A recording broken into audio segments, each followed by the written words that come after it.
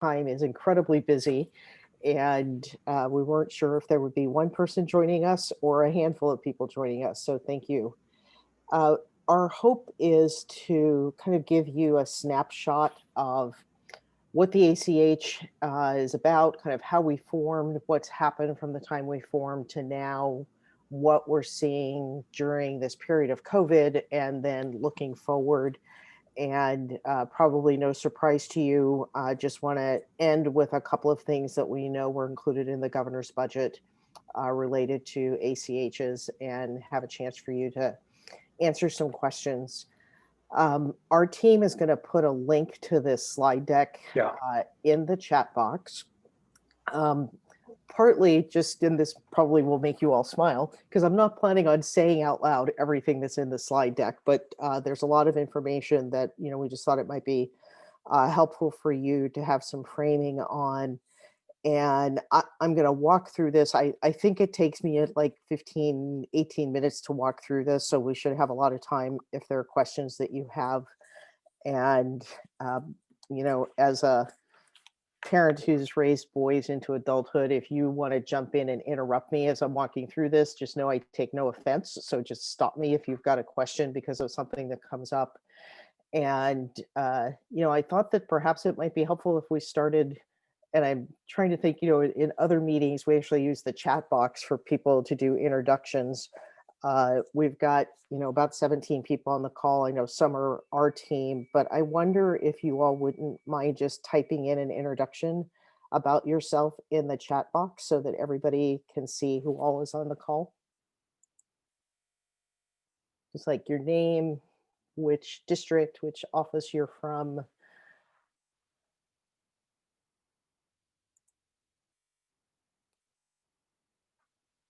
Thanks, Rachel. Representative Paul, thank you so much.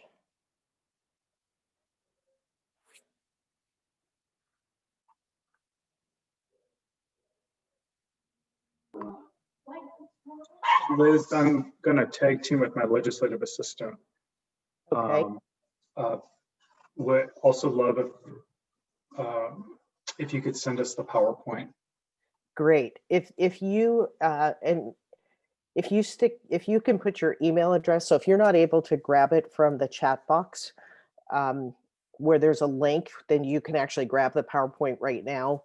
But if you put your email address in the chat box, we'll make sure to get that email to you as well.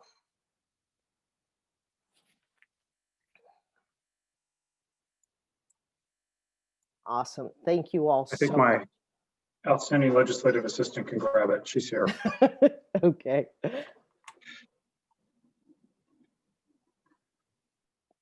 Great. Cindy saw your message. We'll get that email to you.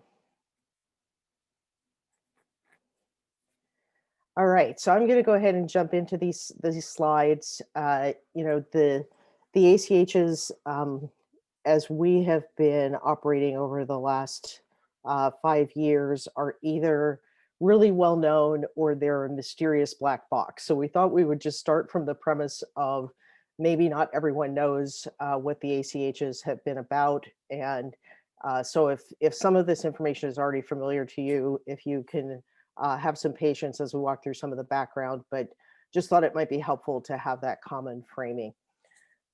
As we do with our meetings across the region, we start with our own land acknowledgement statement, which we adopted a few years back. And so we begin by acknowledging with humility that the land where we are today is the territory of the people of the Salish Sea.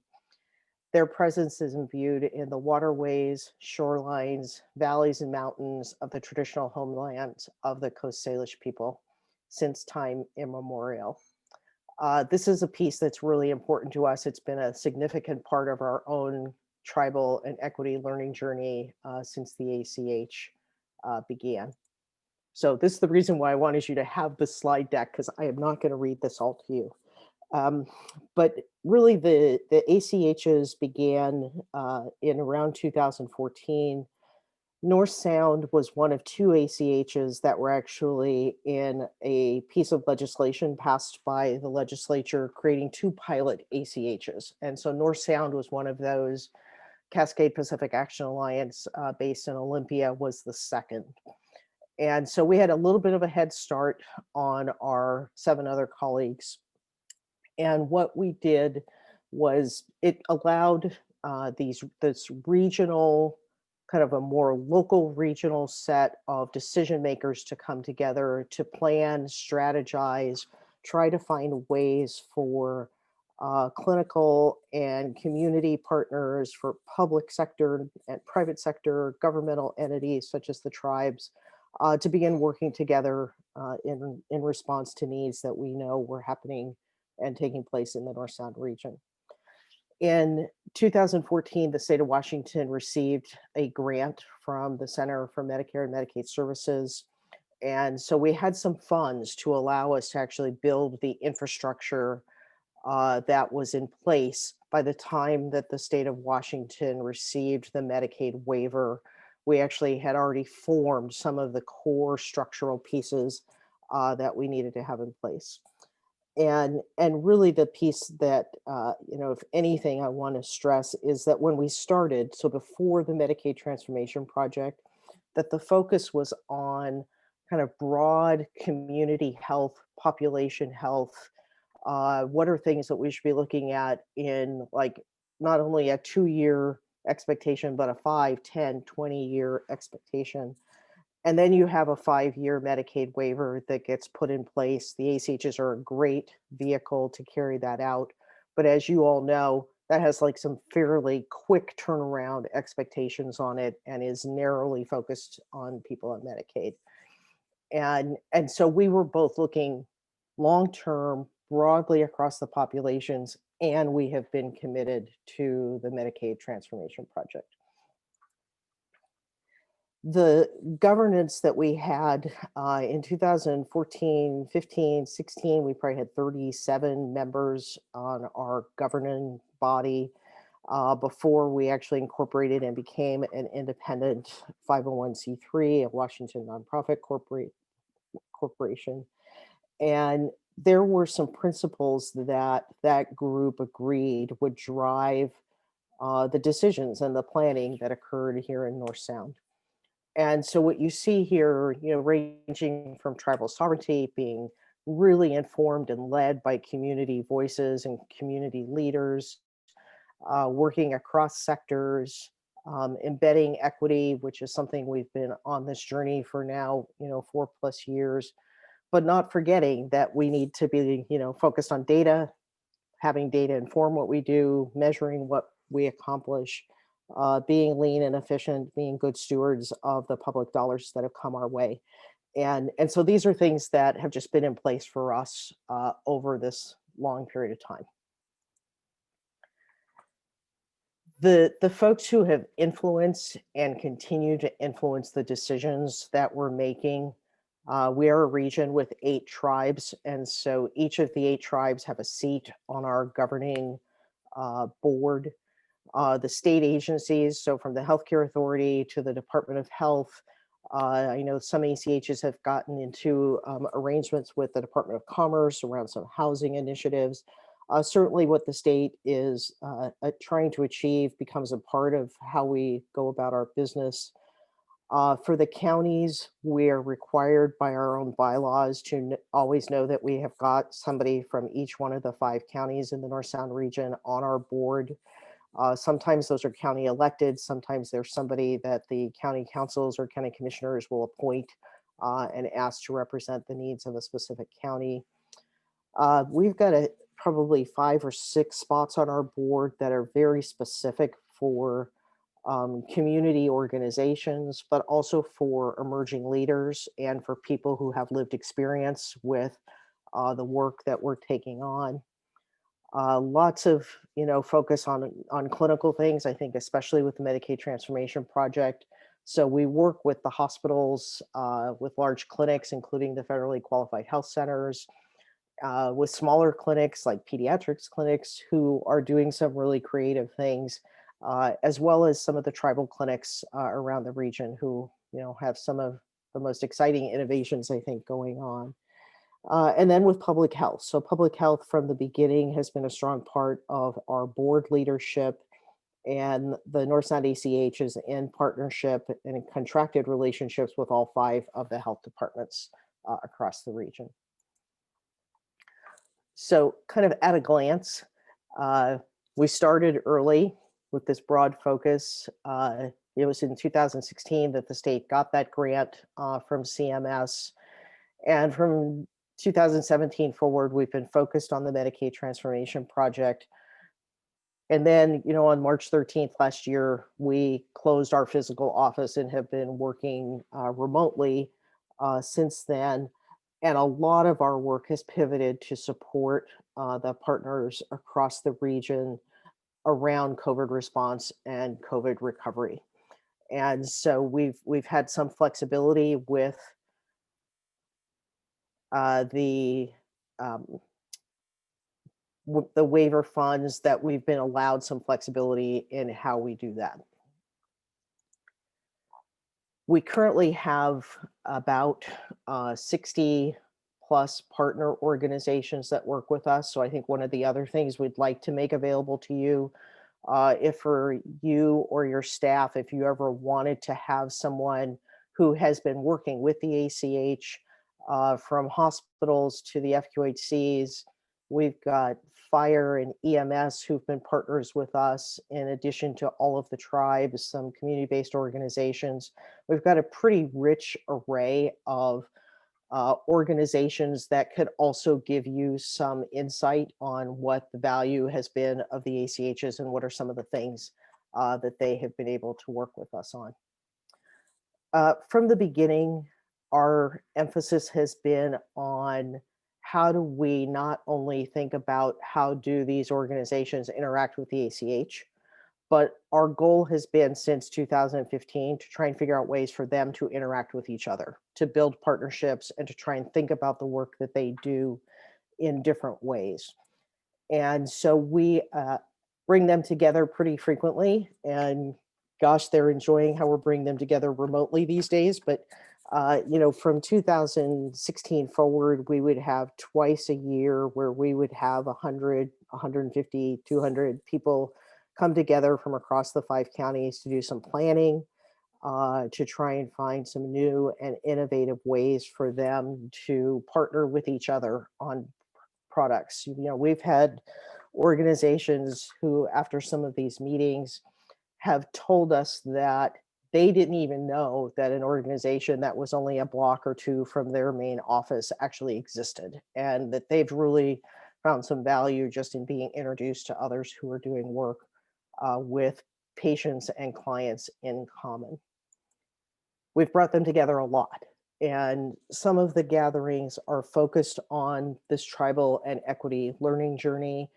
Others are bringing together, for example, fire and EMS from across the 5 counties who've been looking at models of community paramedicine, groups that are focused on care coordination.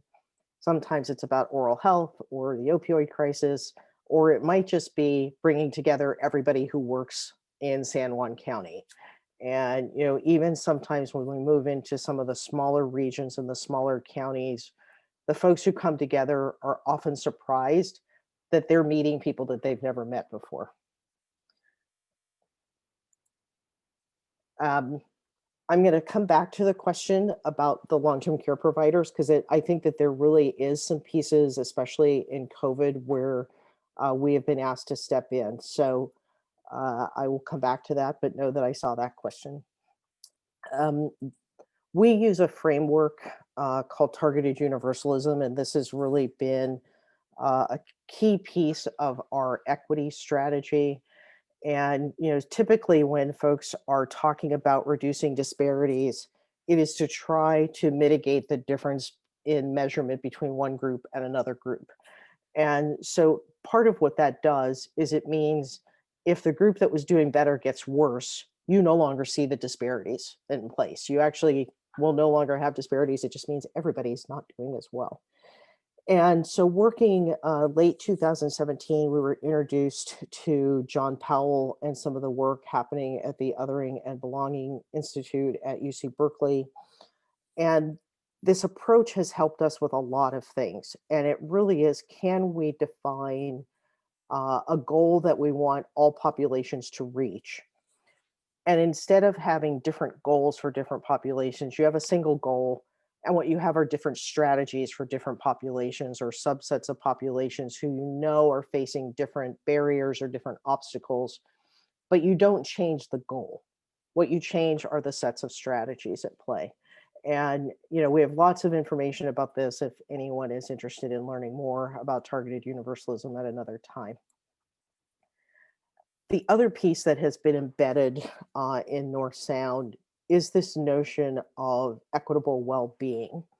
And we know that that's been really significant since COVID, but this is a component that we started working on about a year and a half ago, thinking about communities not just in relation to how are the health outcomes, how are hemoglobin A1Cs doing, how is the emergency department, usage changing, knowing that those things impact costs. So we're definitely not moving away from those, but that there are other things that we also need to be considering when we're thinking about improving equitable well-being for the population across the region. And so the well-being in the nation, that's what the WIN network is. It's a national network that is looking at just the basic needs. What are those vital conditions for people to thrive? And since COVID hit, this has become something that the CDC is looking at. There are some major funders looking at this framework as we think about what does it take to actually get to COVID recovery. So in December, the North Sound board met, and since 2014, our mission has been crafted around improving the health of the people in the North Sound region. And this journey that they have been on, and I think recognizing that until this discussion about a sixth year for the ACHs came into being, that they have known this Medicaid transformation project was ending at the end of 2021. And we have been on about a 19-month conversation of, so what happens next? And where they ended in December was, instead of trying to do, and I'm sure that many of you have been a part of those mission vision kind of conversations, they actually just kept asking us, like, why do you exist? And what they ended up voting on was that statement you see at the bottom of this, that we exist to create just and inclusive culture and the necessary conditions for all community members to thrive. And our board model is one that means that every time the board meets, I'm going to be asked, like, what is the North Sound ACH doing that's going to advance this? This is the reason and kind of our rallying point for all of the work that we look at moving forward. There are a couple of things that I want to just mention before we move to the next section. And it's, so when the Medicaid transformation project ends, do we lose everything that we have built upon? And so I just thought it might be helpful to just think about, what is it that the Medicaid transformation project gave to us that we actually are using to shape what we refer to as our future state.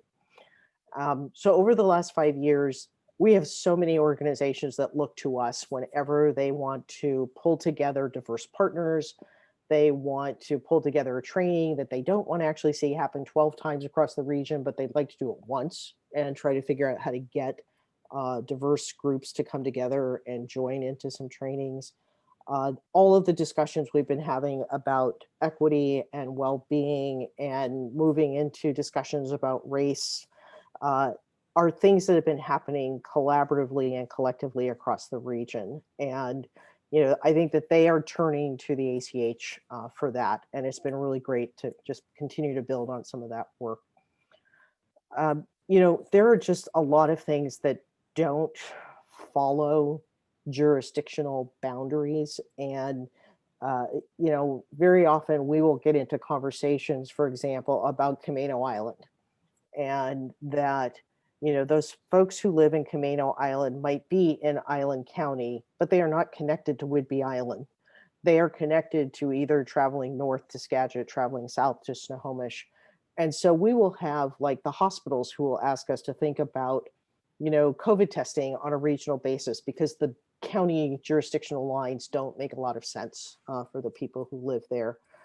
We've gotten pulled into some other conversations that are just how do we think about behavioral health responses with the sheriff's offices and some of the county responses around those things that just don't follow the traditional jurisdictional boundaries. So we've been asked to facilitate some of those things.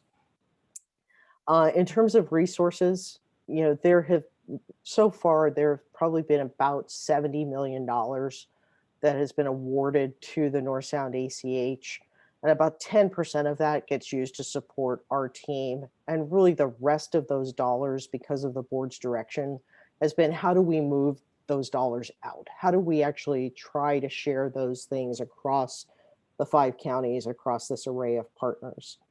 And then with COVID, we all of a sudden were, asked, like, how can you help communities get masked? How can you help communities get access to other kinds of PPE that are just getting either clogged or they weren't available? And, whether it was the military stores or it was UPS who would say like, hey, we've got some things we want to donate. Who do we donate it to? And the ACH is just because of our role got asked to help with some of that distribution. And I think moving forward, we may be involved in some discussions around vaccine strategy. I think I've mentioned, some of the alignment. The only other piece I'd mention there is that the 9 ACH regions also work collaboratively. So we actually meet weekly. We meet for a longer meeting once a month. And we are really heavily focused on what are the things that can be consistent across the state, as opposed to those things that can be different region to region because of variance in resources and assets, and trying to find as much consistency as we can across the state. And then we do lots of project management and very traditional things like reporting that everyone I know reads all of our reports. But the piece around public health, I think is both a current and an emerging issue, because I think, again, at the state level, there are going to be some discussions moving forward about potentially regionalizing public health. And, the ACHs may get pulled into some of those conversations just because of our relationships with the public health departments. So with most things where somebody tells you what to do, you have lots of space to try to accommodate it. This is one piece that I wanted to call out because our governance, our board configuration is driven by requirements from the Center for Medicare and Medicaid Services and the Healthcare Authority. They told us who needed to be on the board in order for us to be certified as an accountable community of health. And we've had many conversations about like, well, what happens when, the project ends? But what the board realized about 6 months ago is this required configuration of the board has actually poised us really well for the future. There may be some things that we need to add, like private business, how do we get some other components in here? But what we've ended up actually building some pretty strong relationships around are this cross-sector government, non-government, small and large, combined with community voice. We actually have some pretty incredible board members who have a good sense of what's needed across the region. So we're actually have gone from thinking about the board as something that's configured the way that we had to configure it to this is a board that's actually really pretty incredible because of the breadth and depth of the variation of voice that are on there. And so lastly, we have come up with a plan looking forward and a role for us. Equity is at the center of the work that we do. This notion of getting to measurable and equitable well-being. We have some discussions coming forward about how we may be doing some well-being measures across the region, really following some work that Providence has led and some of our other consultants. But these 5 things are the things that we are focused around. I'm going to actually start at the bottom. Because of this broad nature of our partnerships and the board, we actually can see issues that are coming up before the state might recognize that there are issues coming up. And so how to elevate that, how to be a catalyst. There are some organizations that have more capacity to respond than others. And so we've been involved in some discussions about regional investment. How do we need to like focus in one area over another area? We certainly are using the data that we have access to and also finding ways to find additional data to support not only our work, but the work of our partners. And in terms of investment, trying to get partners to not recreate the wheel, so to speak, on things that we have resources that we share with other partners, as well as the role that, you know, kind of was given to us of as resources come into the region, being able to share those across. So before I jump into the legislative session, I'm going to come back to this question about long-term care providers and telehealth. And I should probably say there are a couple of folks from our team that are on the call, and two that I'm going to ask to jump into this. Nicole Willis, who is our Chief Operations Officer, and she has been working with a group of long-term care providers and the folks who monitor long-term care across the region. So she can speak to that. And then Heather McGinnis is also on the call, works with all of our project management team, and might be able to speak to the telehealth piece. So Nicole, would you want to maybe jump in first on the long-term care providers? Sure, absolutely. Nice to see everyone today.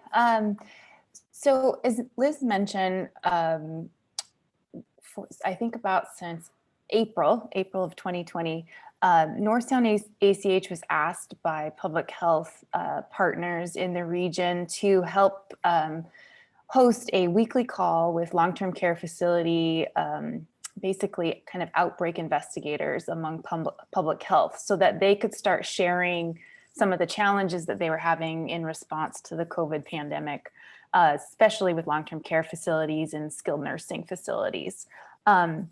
So what's turned into what kind of was, we thought we were going to meet for about a month, has now we are planning to meet throughout this rest of the year, and we meet every other week. The group has kind of transformed into what is self-described as a community of peers, both from local public health, DSHS, Department of Health, the ACH staff, senior advocates, and really bringing folks together on a biweekly basis to do some regional problem solving. And just before I jumped on this call, very timely, I'm quickly emailing out. We are rapidly trying to do some problem solving around delays with vaccination for skilled nursing facilities and adult family homes. That group is the right group to kind of help problem solve. So it's an example of work that we have added around with long-term care facilities. I would say previously some of our work with long-term care facilities involved kind of working with the Northwest Council for Aging, and also with some home health partners in the region. Taking on and becoming involved with the long-term care facilities, we've also, I don't know if Liz, we mentioned our rapid becoming PPE distribution center, but we were asked by the Healthcare Authority early in the pandemic to help push out cloth and KN95 masks to smaller organizations that could not buy things in great surplus. And so that was probably our first touch point with some of these long-term care facilities, small assisted living facilities, and adult group homes. Just masks and getting the connections, and some of them only need 100, and it's hard to get that when there was some shortages going on. So we continue to support them with that. And like I said, planning, we've got our calendar to continue on the COVID side working with them, and right now kind of focusing on vaccines and mitigating the COVID outbreaks that continue to happen and affect those homes. Great. Hey, Heather, do you mind jumping in and talking about some of the things we did around telehealth?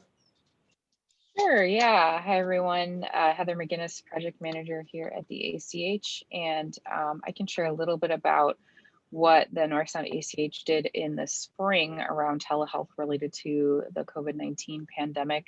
Telehealth was already something that's been on our radar as part of the Medicaid transformation project that we are supporting our partner organizations in growing their capacity to provide telehealth services, both in medical providers, behavioral health services, community-based organizations. And as you all know, with COVID-19, this need became really huge really quickly. And so we were able to put together a telehealth and remote worker support fund, and distributed funds of up to $10,000. They went to 57 community organizations, so that was about $480,000 total. And those funds were used to pay for equipment, technology licenses, staff time necessary, training, so that they could get those telehealth services up and running. We also spent some time connecting our partners to additional resources and trainings that existed outside of our organization. That's something we try to do a lot, is provide that technical assistance, recognizing that we at the ACH don't always have the answers, but we can connect people to places that do. And so that was definitely a big focus, especially earlier on in the pandemic. And it now thankfully seems that there is stronger capacity to provide telehealth services with our partners. Anything else I missed that you were thinking about, Liz? Yeah, probably the only thing I would add, when we issued the opportunity to apply for some funds for telehealth, we also were facing the fact that there were providers in the community who could provide their resources remotely, who could utilize telehealth, but their teams were not prepared to be working remotely. So we actually allowed our partner organizations to ask for funds not only to support telehealth, but to support getting their team set up to actually work remotely. So, I think if, for example, some of the AAA, like everything's on a desktop. They didn't have the ability to move desktops in order for staff to work remotely. They could do their services remotely, but so they just having the flexibility to get their team set up with notebooks or some other mobile device, and then they were able to continue operating. But without that kind of flexible support, they would not have been able to do that. Senator Wagner, the question about if we've gotten any feedback on that, we do. So all of the partner organizations, actually, they have 2 reporting cycles with us. And unlike a lot of their required reporting, what we have been trying to find out from them, like what works, what isn't working, what's getting in the way of you actually doing that work. So if that would be helpful to hear some of what came out of that reporting, we'd be happy to get that to you. But we definitely have some information about and direct, just responses from our partner organizations about how valuable it was to get those resources. And I think that your question kind of probably ties to one other piece, and probably the biggest barrier that has been reported to us is something that we've always known was an issue. We've just never tied it to health and healthcare and COVID recovery before. And it is just this lack of consistent broadband access across the state and across the region. And so all of a sudden we find ourselves with a situation where in order to access telehealth, people are driving and sitting in the parking lot of a local restaurant or a local coffee shop in order to get access to Wi-Fi in order to get to their telehealth visit. And so broadband has become an issue around access to healthcare. It is an economic issue for, yeah, my boss says I can work remotely, but if I don't have broadband access, I don't exactly know how I can do that. And again, I'm sure it's no surprise to you, we just have this challenge sitting for us with all of the, I'm going to say pre-K to college students who are so dependent on broadband in order to not lose a trajectory around education. And, we can have the schools issue them a Chromebook. We can have so many things happen to help them have access, but if they don't have broadband, it's really challenging for kids to stay engaged with school. So broadband is something that we are looking at. I'd say there are two ACH regions that really were in the lead on this earlier, and it was the folks from Spokane and the Olympic Peninsula. And I would now say across the state, all 9 ACHs are trying to figure out how we can address that broadband access issue.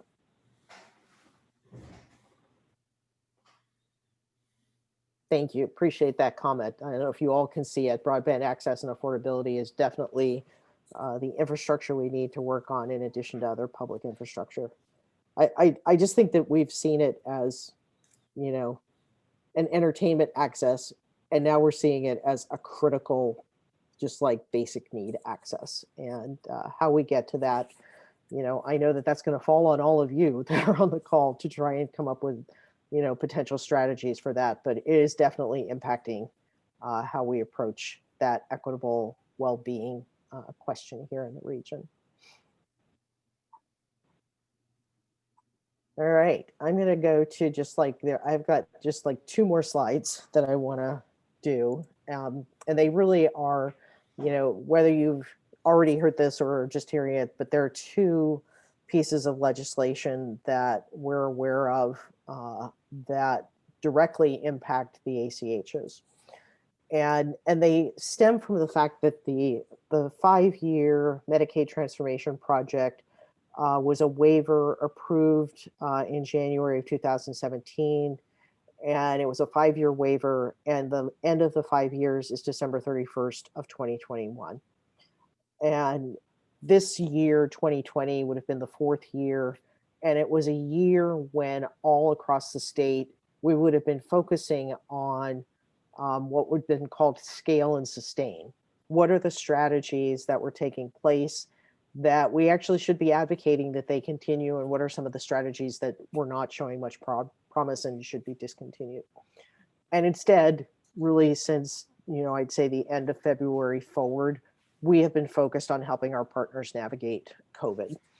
And so the Healthcare Authority approached CMS, and it is a situation where both CMS and the legislature need to have give approval for this 6th year. And so the first piece is to just extend the Medicaid transformation project by 1 year. So it would be extending it through December of 2022. This has no state general fund impact, so there's no state general fund request attached to this. This is really just optimizing the ability to use these flexible federal funds that are available under the current approved waiver. It's just that the end date is the end of this year that we're in. And I'm still getting used to thinking that this year is 2021. So if I trip over that, just know I'm tripping on where am I.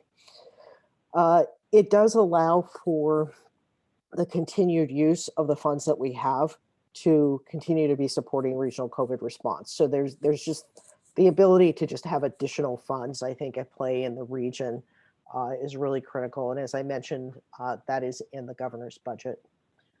The second piece of legislation is about MQIP, which is a funding strategy that allows the state to draw down federal funds. Washington is one of several states that's using this CMS approved strategy. Again, it has no state general fund impact. It is in the governor's budget. It just allows a mechanism to draw down those additional federal funds for that 6th year. So I know that those 2 pieces will be sitting in front of you all at some point in time as part of the governor's budget.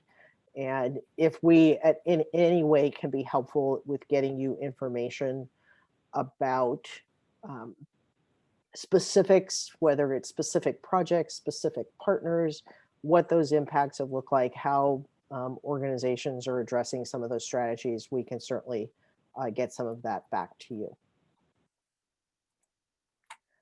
I'm going to close with there are, so on our team, Tiffany Edlund plays a role. She is like our lead on all things governance. She is our point of contact for the board of directors. She's our point of contact with the tribal councils as they're doing their appointments related to the ACH. So, would love for you to just have her contact information. If you have any further questions, just reach out to Tiffany. And she will then get you in touch with, for example, Heather will be on point for anything that's, project or programmatic. Hillary, who you heard from in getting this call set up, is our communications lead. So if there are other collateral that we can pull together for you, Tiffany will probably be reaching out to Hillary to get some of that together. But just wanted to have you have a single point of contact. Appreciate the connection to the Department of Commerce. I believe that both the Healthcare Authority and the ACHs are definitely in communication with the Department of Commerce on this. And Representative Cody has been a part of so many conversations with us around this issue, and I believe that she is on board with both of those pieces around the extension. She joined us for a presentation back in October that was really awesome, and I think she's definitely being kept in the loop about all of these issues. But if there's, I just know that as you all walk into the session, every question ends up with another question. So if you have additional questions or any way that we can help get information, that would be awesome. Just know that we're just a phone call away. Any other questions? And you all can unmute yourself if you just want to jump in and ask anything. Anything we missed that you were hoping we'd talk about? Liz, this is Senator Wagoner. Hi there. Thanks for the briefing. Could this be distilled down to the last slide? There's two things we can do for you. It doesn't cost anything and it does a lot of good. Is that a fair statement? That would be a fair statement. And I think it would probably be followed by only one third thing. And it would be, as we look at our future state, we'd love to hear from you. Where can we do more good? I mean, I really think that there are just things that you all are aware of, because there are different people from communities that I assume get in touch with you and tell you what issues are coming up. We'd love to be also a place where you can drop things in our lap if that was needed to happen. Liz, this is Representative Carolyn Eslick. Could you give me a call after this session? I could brief you on a project I'm working on. Thank you. And do we have your phone number? Is it somewhere in the chat box? I'll make sure I have it there for you. All right, great, thank you. Thanks. So there is probably one other thing, and I may have mentioned this, but so we're going to follow up with you to. Hillary had put the document that we came up with in the content of the calendar invitation. So we did just kind of a brief on like what's happened with the investments that have come to the North Sound region. So if you go back to the calendar invite, one of those links is going to take you to just a really brief summary of where we've invested our dollars. There's a companion piece that's being pulled together that will give you that picture across the state. Well, I was hoping it would be ready to share with you today, but it's going to be probably ready later this morning. And so, we'll get that out to you as well, just so that you have something, again, that you can easily turn to. If somebody says, hey, a whole bunch of money was, moving through this ACH, what happened with it? We tried to just give you a breakdown of what went to support physical health and behavioral health, what went to community organizations, public health, fire and EMS, and then on the last page, just a snapshot of the funds that we were able to move out the door to partners during this last 10 months related to COVID response. So we may just send that to you as well, just in case you weren't able to grab it through the link in the calendar invite. Yeah, I really appreciate the presentation. I learned a lot, and especially appreciate that you're using funds from going forward anyway from the federal government and not necessarily from the state, which is really super helpful. And also happy that you are tracking what you have accomplished, because data is going to be so important on not only showing what more you have done that, you know, that was timely, especially during a pandemic, but also most likely the efficiencies that you've actually captured by being able to coordinate at this regional level. So good job. Thank you. Yeah, and thank you so much for that. Probably one piece which I think was announced yesterday. Uh, one of the things that we certainly are also hoping is that others are going to be attracted to the ACH model to also invest. And so yesterday, the Cambia, they are kind of that conglomeration of all of the regions' Blue Cross Blue Shield plans.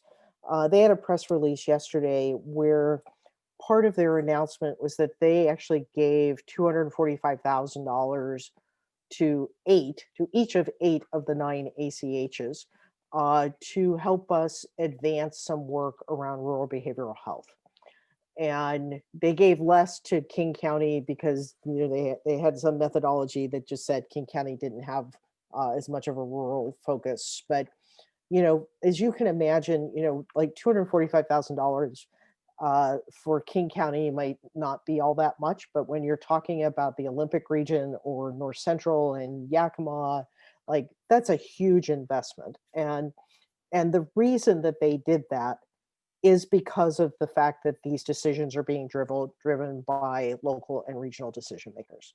And so we are getting $245,000 to try and do an additional focus on rural behavioral health.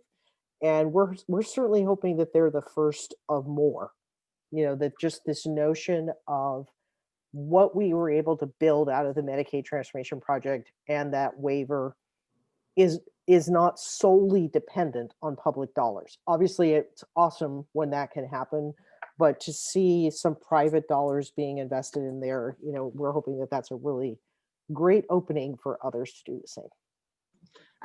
That brings up a question for me. Besides the traditional Western medicine of MDs and DDSs and so on, are you trying to involve other alternate or Eastern medicine doctors or practices? And I may turn to Nicole for that one too. I think the answer is yes. Probably the closest place where we have that occurring is with the tribes and their tribal clinics. So there's been some, there are just strategies at play, I think, especially around substance use disorder and people recovering from trauma, where we've been able to support that. But Nicole, I wonder if there's anything else that you might add in there. Yeah, I think what one thing that is probably important to share is what we have found a lack of those types of services through Medicaid and Medicare. And so highlighting that need, I'm not sure the public really is quite aware of how limited it is and how helpful those services. I mean, I can speak for myself if I am quite in need of those for many injuries that I have had in my past. So, that's one area that we need to continue to kind of educate on and advocate for. Kind of we and really, as Liz mentioned, following models, traditional healing models of healing the whole person and leading with well-being and knowing, the elements of nature in things. I mean, it really is, when you lead with well-being, it's a very different for everyone else, and being more flexible and seeing the limitations of just within insurance that impact can have on someone's well-being is something that we feel we need to communicate out. So I think we continue to work through that. There hasn't been a lot of changes in it, but I think identifying where we might be able to add more or bring some attention to the matter would be really important moving forward, especially with COVID. There's just the mental health needs, and then the alternative medicines and different types of healing is coming to light. So I envision that would be happening more in the coming year. All right, well, I'm gonna let you all have like 9 minutes back of your of your day. And Representative Eslick, I'm hoping this is still a good time. I will give you a call as soon as we get done with the call. And just thank you all, and just please reach out. And we may be reaching back out to you if there's any updates or other information that we can share and send your way. But thank you so much. Thank you for all you do, and stay safe. Thank you very much. Thank you. Thanks, everyone.